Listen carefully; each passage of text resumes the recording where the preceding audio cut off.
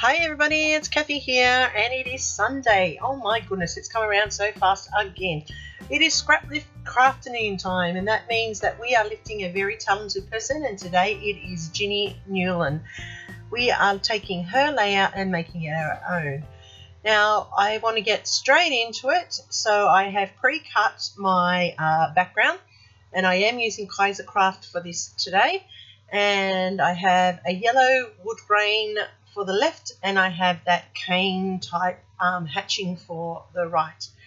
Now on Ginny's, she has a scalloped edge, so because my photos are very large and very different to what she has, I am doing hexagons down my center line here, and that is the nod to her hexagons on her page. So instead of having a scallop, I'm using the hexagons.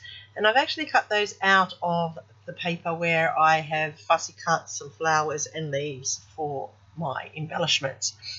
So I'm just going to adhere these into place with a bit of tape. I'm a little bit awkward today with my finger movements. I actually cut my finger on a die this morning and it's very sore, which is ridiculous, but it is. It's worse than a paper cut. So the weather here in Sydney is very, very hot, and all of my tapes are not being very helpful and not playing nicely. So I am just going to put some washi down here to keep this all solid and sturdy. Now, as I said, my photos are a little bit larger, and this will change the actual overall look of the layout a little bit, but the key elements are still there. So I've got 3 in this photo cluster at the bottom, which Ginny has in hers, and I have 1 to the top. Now she has a square photo to the top. I have a portrait photo, so that's where the difference will be.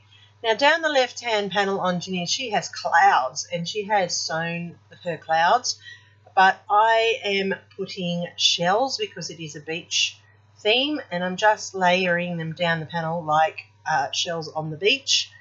And this is creating a focal point for your eye to look at.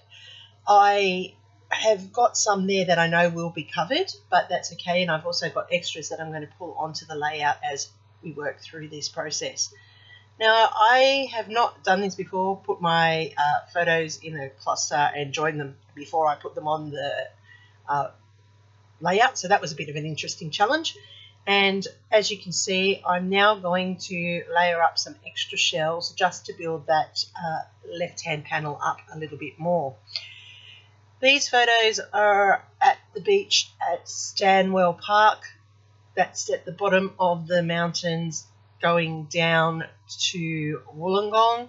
And the beach is absolutely beautiful. As you can see, the sand is gorgeous. And those are my footsteps in the sand, and my first step into the waves this summer. So I really do love going to the beach, and I do love being able to walk along the beach in the sand and have the waves come and splash up. We were sitting under the waterfall here, and it was just beautiful that day. So I'm adding in extra hexagons that Ginny has around her layout. Now, I'm not too sure if they're built into the paper. Some of them I can tell that she's added. Some I think are built into the actual paper that she has. I'm going to copy the outlined ones by just tracing a few onto my layout strategically, roughly in the same places that she has for hers. Given that I have got a bigger join in the middle with my photos, that it does become a little bit problematic, but it is still recognisably the same. I have a little quote that I'm going to put there, which she has as a title, and I'm just putting that quote there. It says, every EM goes somewhere you've never been before. And then down the bottom, she has another title, and I have just put down the subtitle, Relax and Enjoy. So they're the 2 key word points. Now, on the left of her photo to the top is like a little journaling tag, but I have this little strip here that says Shine Bright, and I'm just going to add that in because that's what it's like at the beach. It's very bright and it does shine, and it's nice to just reflect upon that. Now that will cover up that hexagon, which means I need to add another one. So I will go and cut some more. And I'm not worried that it's a little bit longer than my photo there because my cluster will fix that up. So I'm just going to add a couple more little hexagons in as my nod to her hexagons on her page. And I'm just putting those down with glue because they're going to sit in behind. And it doesn't matter that you don't see the whole hexagon. It's just that they are there and you know that they are there. Now my clusters, she has a floral cluster to the right of this bottom photo, and I am going to copy that. I'm going to tuck mine in around my photo. Of course my florals are larger, they're not as fine and delicate as hers, but that's because I've gone more with the tropical flowers, which is more fitting for the theme of my layout. They are a little bit heavier, and as I said, you'll see here, this is where the larger photo makes a difference because there's little to no space. Well, actually, there's no space between my clusters, but that's fine. I'm happy with that. I'm just adding in a few more pieces like the tropical leaves just to keep building up that cluster. I'm going to build one over here to the left that Ginny has as like tickets, but I'm just going to build it as a floral cluster with the shell.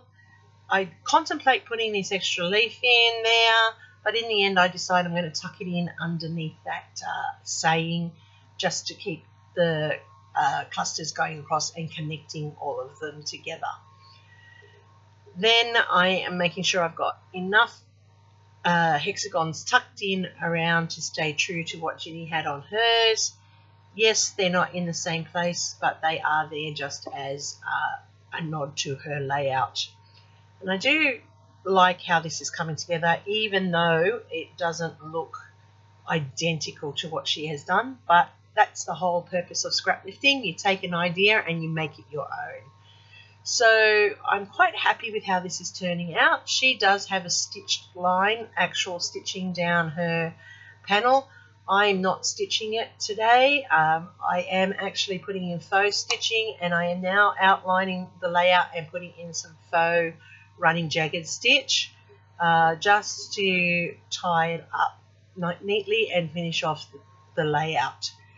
Now I do contemplate putting more shells on, but then I pull back, and now that I'm starting to touch everything up, you can see that I'm not happy with this bottom piece here, so I do add another shell, and I refrain from adding more but one more. So I'm going to add in some journaling here. She has either rub-on phrases or stamped phrases, but I have just put journaling in there. I've put a date and a place, and then I'm going to cover up my photos, and I'm going to use some black dilution spray to splatter around my layout. Like she has splatters on hers, and I'm just making sure that my photo doesn't get covered with the black ink, and that allows the creativity to be in the layout. It's just that little bit of an extra touch to give it that little bit more artistic feel. So I'm finished with the layout. I can't say I'm 100% impressed with it. I think it's the size of the photos that are throwing me off, but I am happy with it, and I have given the nod to her layout. I do like that I have these now scrapped and in an album. That's always a bonus. You can see all of the clusters there. You can see bits that I've raised. Now, each person playing along today is going to interpret their own way, and they're going to be amazing. So make sure you go and check out the other people playing along. This is Ginny's. It's an amazing layout, and this is how mine has turned out. I want to say thank you to everybody for staying here. Don't forget to go and check out the girls who are playing along. Tara does an amazing job keeping us on this every week for you. Happy scrapping till next time. Leave me a comment. Give me a thumbs up if I did something you think okay. I'd like some feedback. See you real soon. Catch you next week.